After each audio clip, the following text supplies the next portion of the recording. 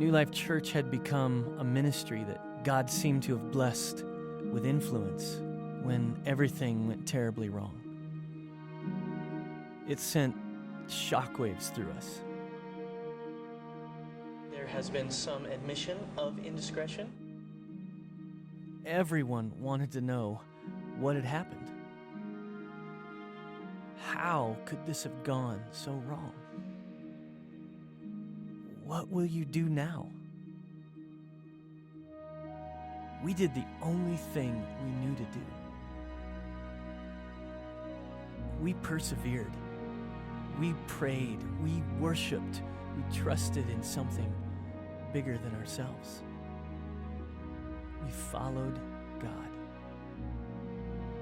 And then along the way, we found a new leader, an ally, and a friend. My name is Brady Boyd. I'm your new senior pastor. And we felt ready to turn the corner. And then the unthinkable happened. The Colorado Springs Communications Center received a call of an active shooter at New Life Church. We were attacked. We lost 2 of our own, and the future never seemed more uncertain.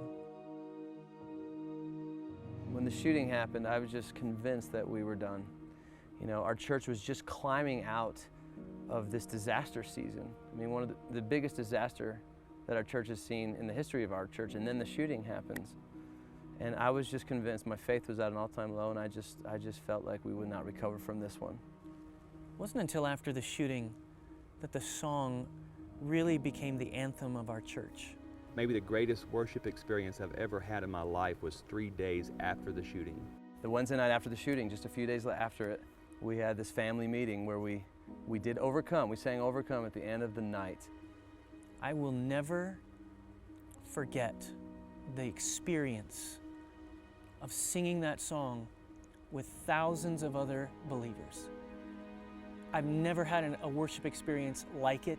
I don't think I ever will have. It wasn't planned, it just erupted. And the faith that came into the room was unlike anything I've ever seen. It was everyone from front to back in the overflow room singing together this truth that we will overcome. You know, it was just 2 short months later that we came together for the night of the recording. At one point we thought maybe we should cancel the recording, like we weren't ready.